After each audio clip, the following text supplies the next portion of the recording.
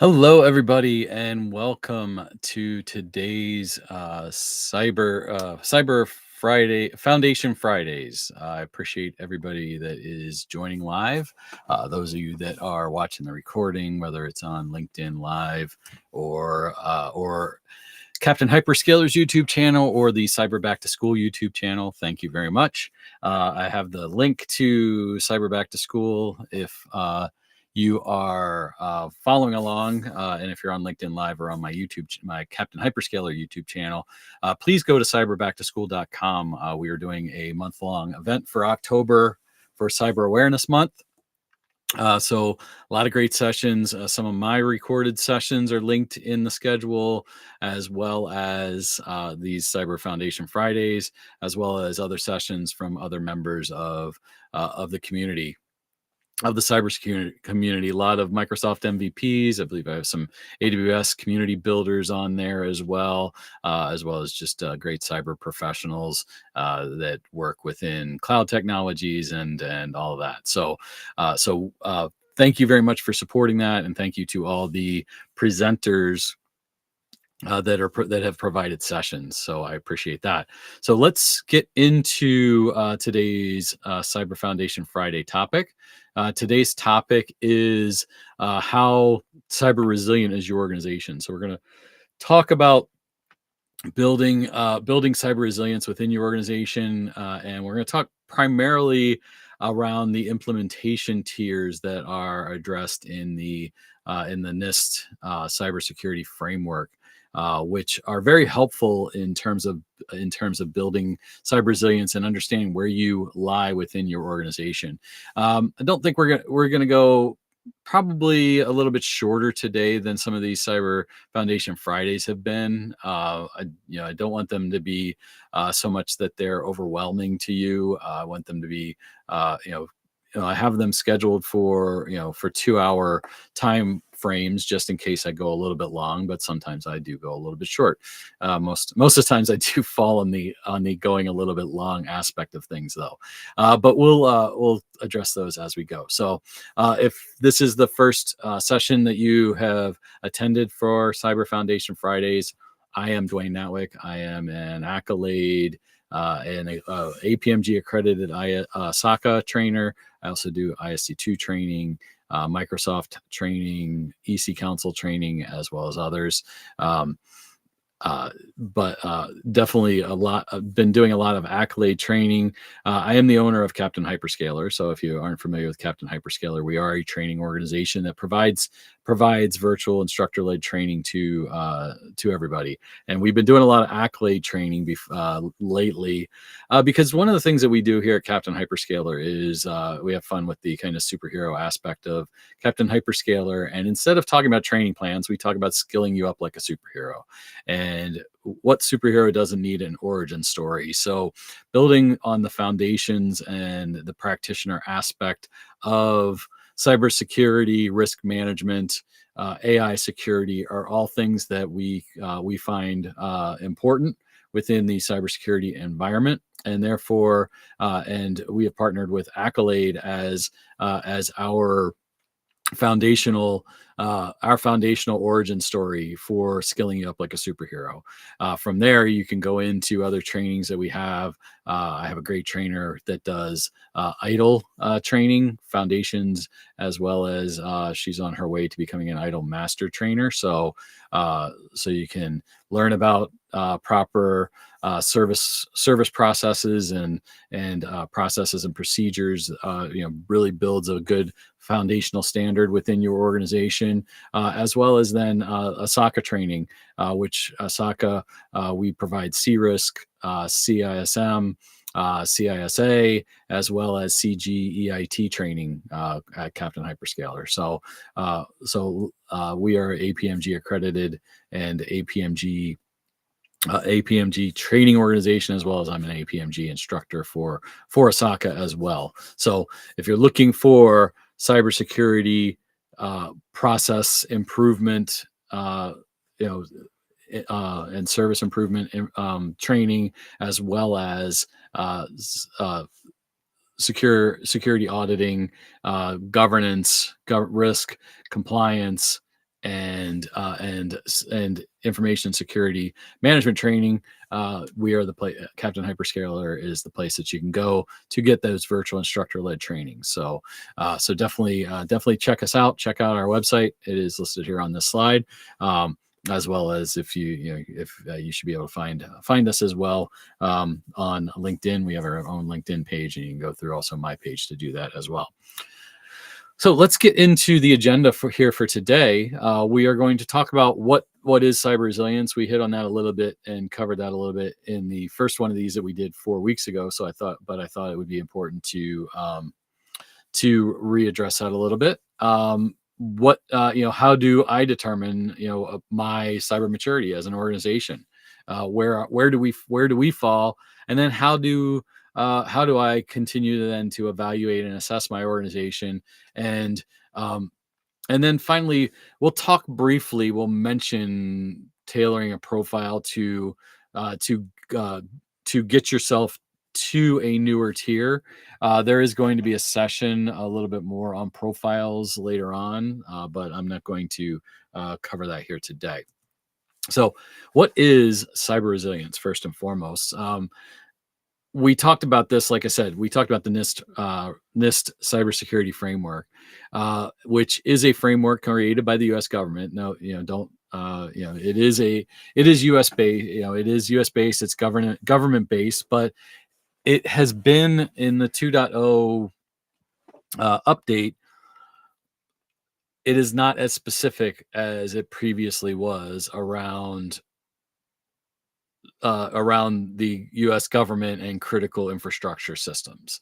It has become a very helpful framework for building cyber resilience across any private industry, private sector, and business around the world.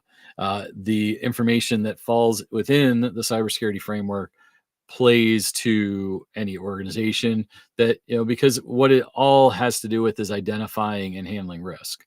And so, and then governing over that, obviously. And govern is kind of the main aspect of the wheel here in the graphic that was added to in the 2.0, which we've seen this happen a lot. And I mentioned this a little bit in the risk management framework discussion that we had a couple weeks ago, where the risk management framework, when it went to its revision 2, put in the prepare phase to the risk management framework, which took a lot of tasks that were in all the other phases and put them into this prepare, the things you need to do to beforehand.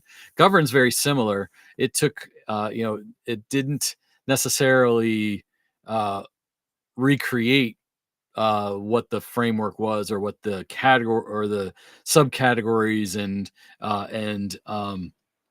tasks were, or outcomes were within the framework previously. It just moved some of them out of identify, protect, detect, respond, and recover, and put them into govern, because a lot of that, some of that we have to think about beforehand, as well as it goes along with the continuous improvement aspect of really what goes into being a cyber resilient organization, which we'll talk about when we get into those tiers.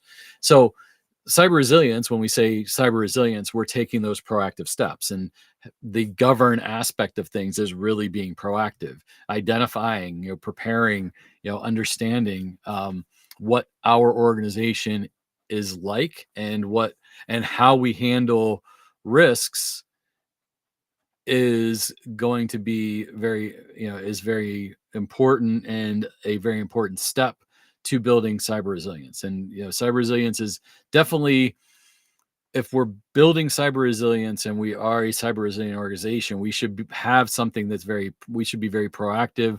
We should be very repeatable in what we do, and what we do in terms of our measures to handle incidents, how we address business continuity. All of those things go into our cyber resilience aspect of things. And the NIST cyber security framework provides that guidance towards cyber resilience. It provides, it's a public document. That's the important thing to state. Anytime I mention NIST, NIST very much has become global in its manner and global in its focus, not necessarily in its focus, but in its use, because it now looks at the everybody looks at NIST as a reputable source for frameworks and for guidance and for control information, depending on what document you're looking at, because you can go to nist.gov and be able to access that information. And that's really a key aspect to it all, is being able to get access to the information and at little or no cost. And nist.gov provides no cost access to all of these documents, where other frameworks, other guides, there is a fee to that, and sometimes those fees are very large. Um, we went through the NIST cybersecurity framework. Like I said, 4 weeks ago, there's a video out there that you can find around that I go through very quickly all of these functions and categories and subcategories at a high level. Again, later on this month, I think the last week of October, I will be doing the Accolade cybersecurity fundamental or cyber resilience fundamentals course, which covers all of this in great detail. So I welcome you to go out and you can find some posts that I've made. I'm offering a special discount price on that course for Cyber Awareness Month at $200 to attend my 1-day course broken out into 3-hour sessions. It's Tuesday, Wednesday, and Thursday. Like I said, I think it's the 29th, 30th, and 31st of October from 8 to 11 a.m. United States Eastern Time, which equates to 1 to 4 p.m. UTC. So again, reach out to me on social media. I can give you a link to pay for that course and register. I will send you then the Teams link and get you on your way to attending that course here later this month. But the NIST cybersecurity framework, what it really does is it's helping to help us understand our security posture and where we want to go. And that's really what, when we talk about the implementation tiers, when we talk about maturity level, that's really what we're doing at this point, is understanding and identifying what opportunities we have for improvement and what progress we have in making those improvements. Okay, and then the last piece is the communication. And we're not going to talk so much about necessarily the communication aspect of things. That's really building your risk management action plan. But these are all areas of interest that we want to make sure we are covering appropriately. Okay, and so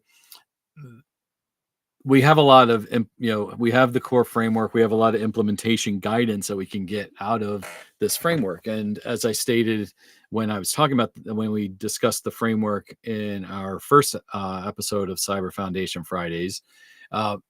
This document is only 30 to 40 pages long, so it's very digestible, very easy to consume and gain information out of. So we can also use then other documents of reference out of that, the risk management framework, the 800-53. We can use outside documentation. There's the common controls matrix that if you're using cloud solutions, you can utilize those documents within within the Cloud Security Alliance. We've got the CIS documentation. You got ISO 27001, 27002 if you have access to that. But ultimately, what we gain out of even just starting with using the NIST cybersecurity framework is getting a level of understanding of what risks we have within our organization and prioritizing those risks appropriately, based on not just the impact and likelihood of that risk, but also the resources and finance, the both personnel and financial resources we have to address those risks also. So it's really going through the cybersecurity framework and building that and going through the risk management action plan is very helpful to to creating that prioritized list. Doing a quick, doing a fairly in-depth yet detailed risk analysis in a short period of time. It's like a 30-day process. We'll talk. What I'll probably do is I'm going to adjust the next the next cyber resilience discussion to be much more around risk management action planning and how that looks, because this is really going to kind of take us to that anyway logically. So when you think about that and you think about what we need to do, we're building a plan, we're building an action plan, is what building cyber resilience and building those tiers. So we need to then determine what our cyber maturity is.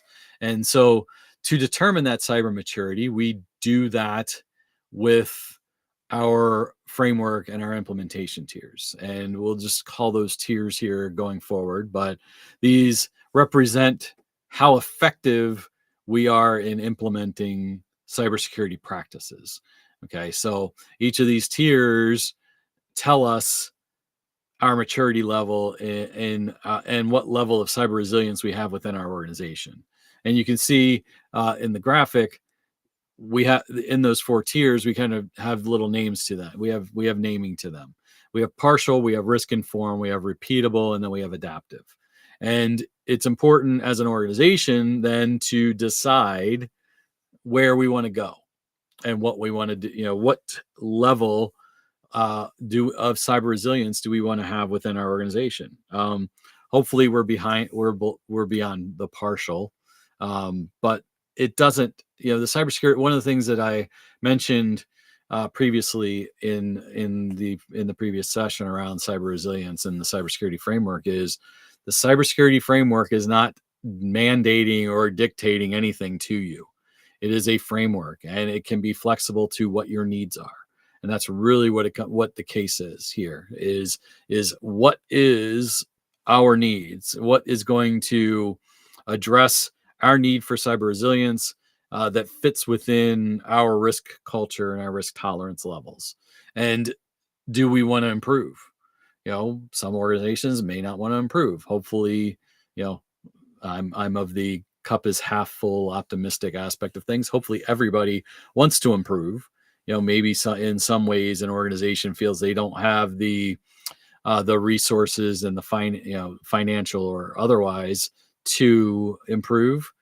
But what the cybersecurity framework does is it helps us to determine whether we do or don't, and can give us ideas and approaches that will help get us there if we want to. So let's go through each one of these a little bit, and start with tier 1, being obviously the it's a stepping stone, as the graphic shows. We want to get to tier 4. Ultimately, could be our goal. May or may not be. We may want to stop at tier 3. We'll talk about that when we'll cross that bridge or that stair step when we get to it.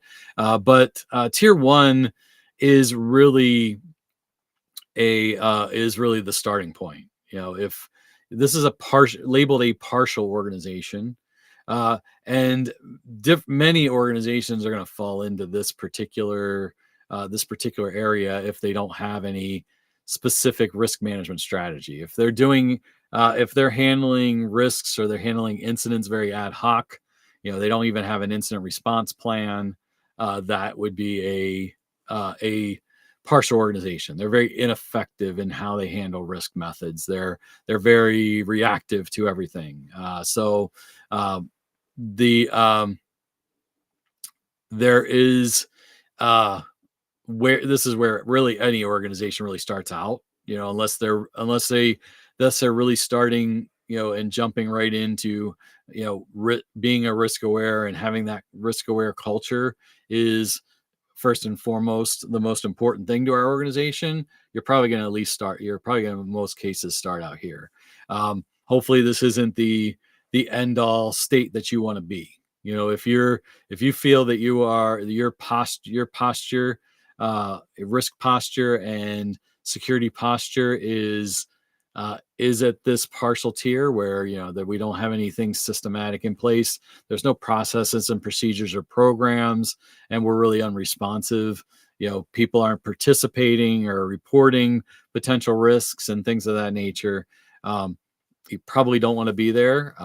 If you're a security professional and you find that your company is in this place and in this tier, and doesn't want to move away from this tier, you might be in the wrong organization, because you're going to be fighting an uphill battle over and over and over again. So keep that in mind as you think through each of these tiers and what they represent, and think about your own organization, or organizations that you work with, in how we can take them even further.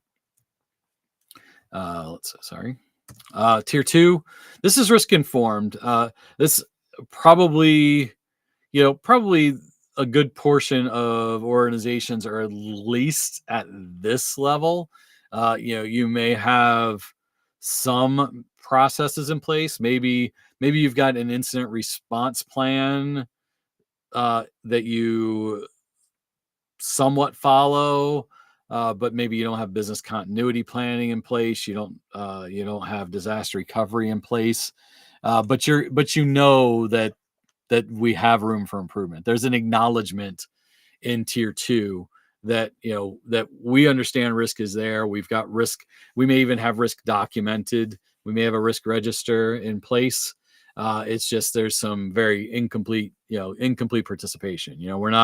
We're not getting incidents reported. Maybe we don't have risk awareness programs in place and things like that with our organization, with our employees. So we have we're still developing things. We're still formalizing some policies and procedures to be much more proactive. And that's really what comes down to here. So you're better off than you are at tier 1, because tier 1's very reactive. You're a little bit more proactive here, because you're informed, you understand risk. Like I said, at executive level and IT level and all of that, you probably have a risk register, or you're addressing, or you understand certain risks, but you don't have the full repeatable programs and processes in place. They're still infancy. They're still being developed. There's maybe they're not tested, but we're getting there. And so I would say, at least if not all security organizations are here, but whether the organization's bought into it or not is where we need to get to. That's kind of where we fall within that tier 1 and tier 2. At the tier 2, we kind of have the organization somewhat bought in, but maybe they're not loosening the purse strings quite enough to get the financing necessary to to put certain policies and procedures in place, and certain controls in place to better our risk posture. Maybe they're not ready quite to invest in that phishing campaign to find out where we stand, so we can build acceptable use policies and put data loss prevention in place and things of that nature. That's where we're at here in tier 2. We have controls in place. We might have even a security group in play, but we're getting there. We're doing much better than we were when we're at a partial level where we're very reactive. We're a little bit more proactive here, and so and we're proactive in some ways, but maybe reactive in other ways. So those are all things that we need to think about here when we think about the tier two. Tier three, now we're getting somewhere in terms of our risk posture and our cyber resilience. These are repeatable organizations. We have the structured and orderly risk management strategy and process and policies and procedures are in place. We have the programs. We have participation across the organization. We've built the culture. You know, the culture is there. The foundation is there from a cultural aspect and a cultural approach. So we don't have things to worry about at that point um, in terms of resources and costs. We've got everything in a very good state, and this might be where we want to be, or where we're comfortable. We could get comfortable here. We can continue to keep those processes, those policies, those procedures all in place and monitored, and maintain our repeatable structure as it is today.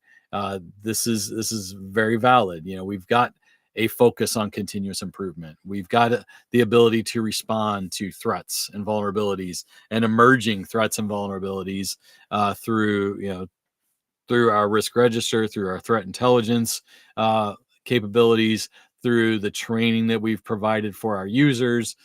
We feel our risk posture is in a very good place, but we still could improve. We still could get to another level, which is tier 4. And tier 4 is adaptive organizations. This is what is seen as the highest level. This is the very this is where we've got automation. We've got a strive for excellence where we try to stay ahead of the curve, stay out in front of emerging threats, and use emerging technologies like AI, chat GPT, machine learning processes for responding to and addressing the threats. We're at the bleeding edge. We are adopting and adapting to everything that changes as it changes, if not before it changes. And that's really the difference between adaptive and repeatable. Repeatable, we have everything in place and we're looking to be better, but we might not look to be better until maybe a threat is potentially realized that gets us maybe in a little bit of trouble. We've got to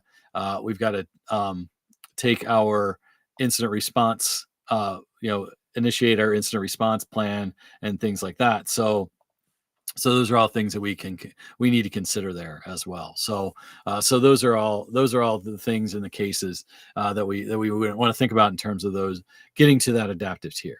Like I said, not every organization has. This is going to be very expensive to to be at this tier. A consistent expense, because you are putting a lot of resources, both personnel and financial resources, into research and development, into being a part of subject matter expert groups, threat intelligence groups, all of those things within your organization. So, there's a lot involved in this, a lot of buy-in. We are the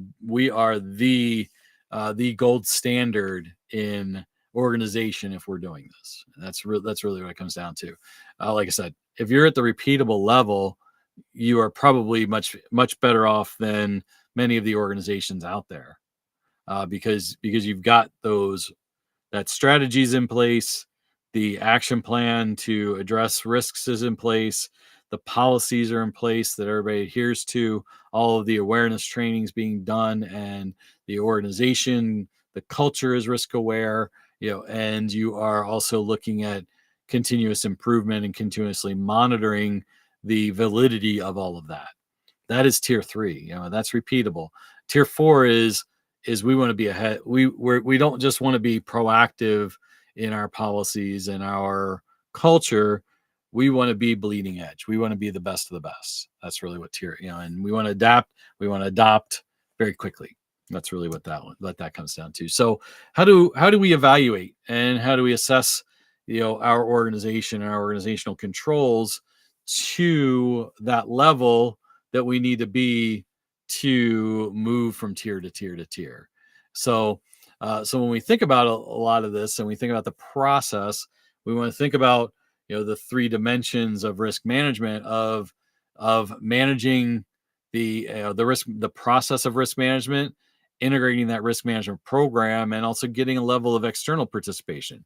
Risk is something that we take that we all take on, right? So though it's not it's I always say that that risk is something that that the organization, the executives and the heads of an organization advocate for and kind of dictate that culture being a part of your organization, but it is executed by everybody in the organization. So that process, the integration of risk management programs across all departments within the organization, it's just not an IT thing.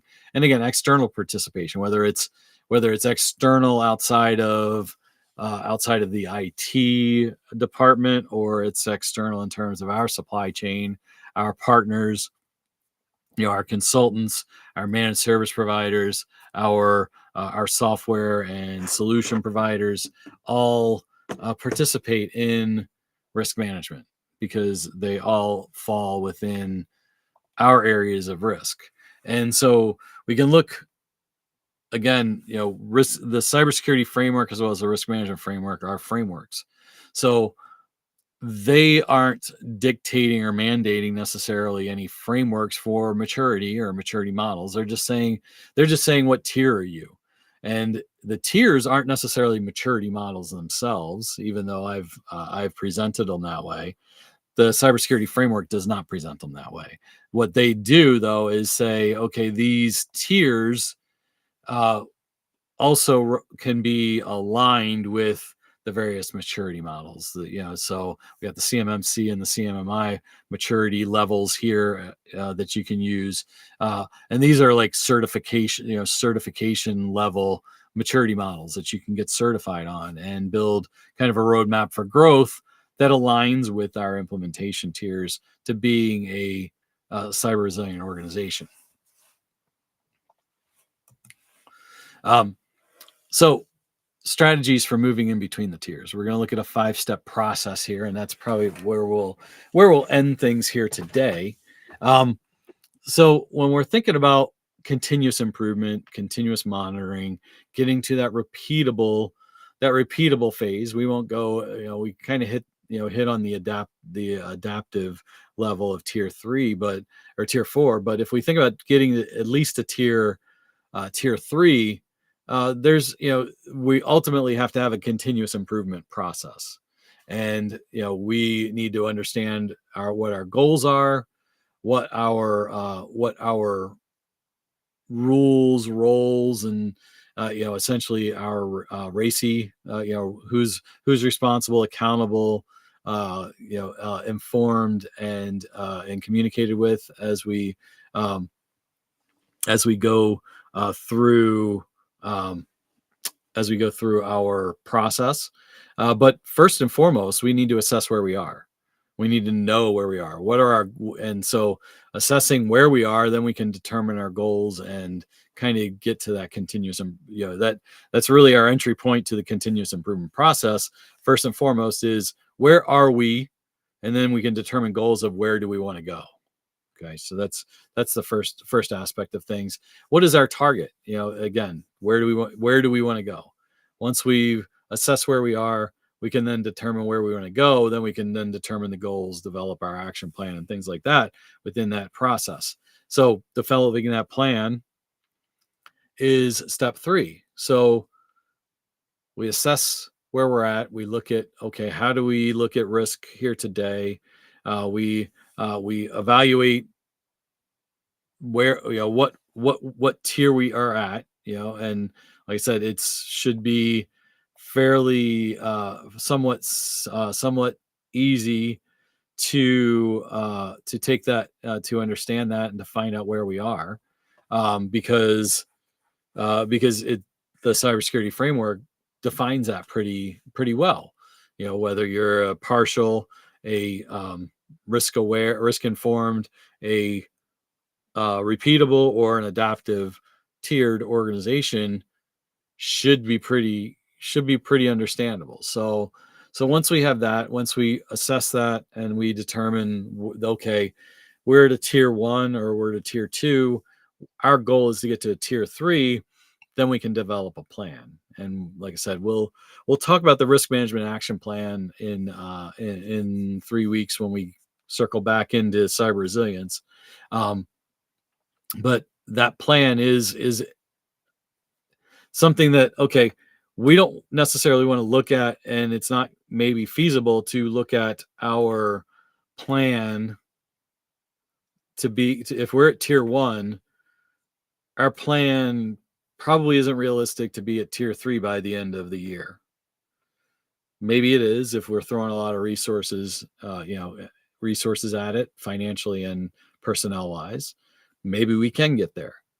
But let's be realistic in our plan and understand what we have in terms of our resources and everything like that. And so, like I said, when we develop an action plan, that's a very key aspect to prioritizing our risk and understand where we're going in the next 12 months. So once we develop that plan and we've got agreement on that plan, we've got everybody understanding what that plan is, then we can implement that plan. So again, the risk management action plan does a very good job of this, of understanding where we are, where we want to go. Excuse me. What our top risks are, so that we can build a plan to actionable plan on that and implement that plan. And then the final thing is monitoring and adjusting. Okay. So there's a continuous communication aspect to all of that to continue to move along, monitor and adjust. Again, continuous improvement. What you think about, even any kind of process, any kind of plan, procedure you should have a aspect of testing that plan and an aspect of monitoring and adjusting accordingly if that plan does not meet your needs, and or if you find gaps when you execute that plan or when you test that plan. You look at what's taking place. You can't adjust something that you aren't monitoring, that you aren't watching and keeping track of. Just like when I talk about threat, and when I talk about activity monitoring and monitoring for threats, if you don't have monitoring on, if you're not watching logs and understanding potential activity that's taking place, you can't respond to an adverse activity that you don't know ever happened. It's the same thing with any kind of plan or process. Continuous improvement requires that monitoring. The last and needs profiles is a good way to look at this. So if you go back to the cybersecurity framework and what we talked about a few weeks ago, and go back and look at that video, I recommend you take a look at the cybersecurity framework and the functions, categories, and subcategories that we went through in that video, because from that we can look at each of those subcategories, or what we can call controls and those outcomes, and we can look at our profile and how we address each of them, and which ones are going to be the important, the ones that we prioritize. We need to set our priorities before we can develop and implement a plan. We need to assess what we have in place and assess what our priorities are within there. So that's where we can get that alignment in turn. And again, I can't speak to this enough around how The cybersecurity framework doesn't look specifically at, oh, I'm going to implement a firewall or I'm going to implement AES 256 encryption. It does look at, I'm going to encrypt things at rest, when we talk about data protection, but it does not tell us exactly how, but it tells us the what. So then hopefully we can then build business requirements that explain the why to get those requirements prioritized. And that's really what it all comes down to. Well, what we need to do and how we need to do it is exactly that. And that's what these needs profiles are going to do. We have essentially a bunch of documents. We look at those. We determine what categories and subcategories are necessary to our organization. What are within our scope for our organization specifically. We can then build the profiles around that, and from those profiles, we can then prioritize where we want to go. Again, there's some spider charts that we can, spider web charts that we can create and things like that to show where our targets lie. And that's really what it comes down to. Like I said, so how do I use that and help that to increase our tier? So again, the targeted profiles are going to give us a gap analysis, really. If we're looking at all those categories and subcategories that we talked about, 3 weeks ago, we can look at those and prioritize accordingly to build those threats. And here's a look at that profile a little bit more in terms of, what our organizational requirements are, where they fall within that framework core. So again, a little bit more around the framework, the cybersecurity framework, and then what categories, subcategories or activities play into that. And then we establish what that looks like in terms of our goals to where we want to go in terms of being cyber resilient, and then what metrics are going to measure that on is all really what it comes down to. And that's really just kind of really a summary of this document. We go through this document much more in the cyber resilience fundamentals course. I mentioned this already before. As we build and determine what tier we are in terms of cyber resilience and where we want to be in terms of cybersecurity posture and maturity, it all falls down to our organizational strategy. What is the organization's strategy, and what is the organization's mission, and what is the strategy towards risk and being risk aware to our organization? How does it align to our mission and business processes? So again, maintaining a continuity of business and continuity of operations and business continuity to our critical systems is going to be key aspect to our risk management strategy. So from an information system and information management perspective, we need to make sure that those align, that mission, that business, those critical systems, and how we're addressing risk towards them is going to be more important than the non-critical systems. So we need to make sure that those are aligned. And again, it's a continuous process. The information system management, the security management, all is looking towards how to align our business case for resources and prioritize our risks accordingly. So then we can build processes and procedures that then feed down to the rest of the organization. Executive management are going to be our advocates from security and risk professional perspective, and cyber resiliency. If we get buy-in at the organizational level, where they are aligned in that mission and advocating for that mission of risk awareness, of being repeatable, being tier 3, or even putting the financial backing into the adaptive tier, then the rest of the organization can then easily execute it, because if it's not advocated at the top, it's going to be much more difficult to execute from a cyber resilience professional perspective. again, I've spoken about this already a little bit around which tier is right for you. So, it is the cost and effort that comes to into play in an awful lot of ways. And I was teaching a risk management foundations course this week, and that was one of the comments that came out is getting the business to understand where to spend money is the important aspect. It's our ability as risk and cyber resilience professionals to explain to the business why it's worth it to spend that money. Okay, because if we can't tell them, can't make them understand why it's worth it to spend the money, how if they don't spend the money it's going to be painful to them, that becomes even more difficult. So becomes a much more difficult sell. So we want to make sure we're trying to keep this a open conversation, and one that it's being spun appropriately on how it's going to affect the business.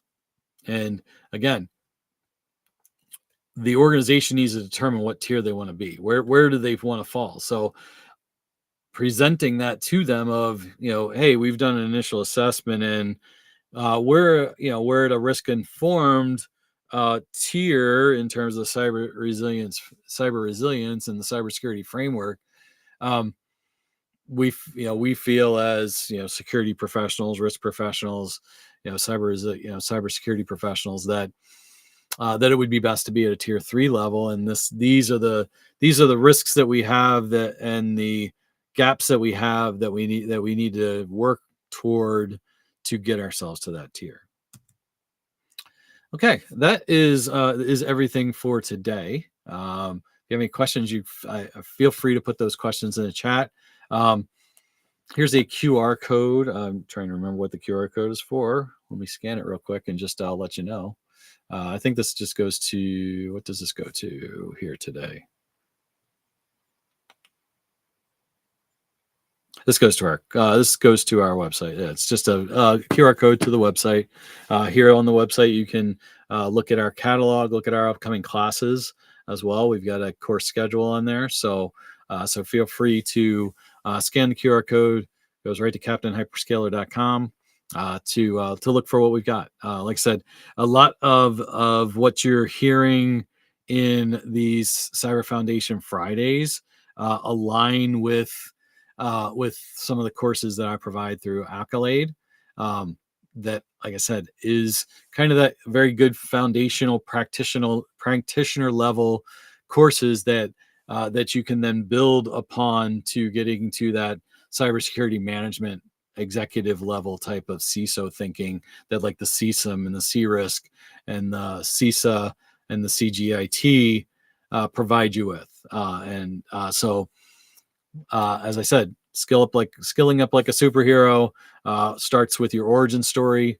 Cyber Foundation Fridays gives you a little bit of that origin foundation, and then take one of our Accolade courses to again build that, start building that repetitive understanding around cyber resilience and risk management and things like that that might help you, that should help you expand and grow your career in cybersecurity. I just did a talk this past week on an info session for ISC2. As I said, I'm an ISC2 instructor as well. Captain Hyperscaler doesn't teach ISC2 courses. We teach ISACA courses, but very similar in depth and breadth in a lot of ways. But we were talking about this certified in cybersecurity, which is, again, another origin story, so to speak. And we were talking about a lot about careers and certification stacking as you build your way into a certain career. And one of the things that Accolade's courses really do, as well as that ISC2 certified in cybersecurity, is start that tier. The origin story is where you start that foundation. It's like building a house. I actually mentioned this during the talk. You're building a house. You start with a strong foundation, and there's lots of ways to build a strong foundation through various training. Accolade has done a very good job with their cyber resilience courses. Then also their risk management courses, which or risk management certifications, which are still in beta, and I'm doing training around them, as well as AI security, which the foundations course just went into beta October 1st. Great course to understand AI security and importance around AI security. Then there's a practitioner course that'll be, I think it's going into beta in January, and I'm doing doing the class for that in December. So build on those, and then go into go into other areas. The ISC2 certified in cybersecurity is a very good course to get you started, and you can Google 1 million certified in cybersecurity, and you can get free on-demand training and a voucher for exams on that. Reach out to me. I can help you get a voucher for the Accolade, and if you take one of my courses in Accolade, I will provide you with a voucher. So those are all things that that we provide, as well as, again, there's some very good Microsoft and CompTIA courses that we can teach in terms of Cloud Plus within CompTIA, which is vendor independent. There are good, the Azure fundamentals, the security fundamentals, the Microsoft 365 fundamentals, the AWS practitioner courses, as well as there's AI practitioner courses now. Those are all very helpful for building that foundational understanding. Then you can go to the more intermediate and executive, expert level courses that Asaka has, and IDLE and ISC2 and all those areas as well. EC Council, you can do some more technical, if you want to go a more technical perspective, you can use EC Council, which we're also a training organization for as well. So again, thank you very much for attending these Cyber Foundation Fridays. Like I said, we weren't going to go probably as long today, or closing in close to an hour, but hopefully this information was helpful to you in understanding, the cyber resilience tiers, and understanding how you can kind of grade your organization accordingly to find out how you become a much more cyber resilient organization. So hope to see you next week. We have other courses coming up. Let me pull up, forgot to put those into this particular slide deck. My apologies, but I can find one really quick to show you from one of the previous.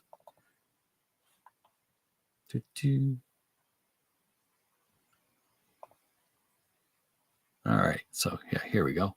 So coming up, we have next week we will be doing, let's see, we're here in implementation tiers. Next week we'll be talking about risk analysis and treatment in next week's training. And then we're going to go into threat detection with AI, and then search through. Like I said, I'm going to change this cyber resilience profiles actually to building a risk management action plan. I think will be a better session. We talked about risk profiles a little bit today, so that one's going to change a little bit, but we'll be back to the cybersecurity framework with the cyber resilience on November 1st. And these will continue to go until November 15th. Every Friday.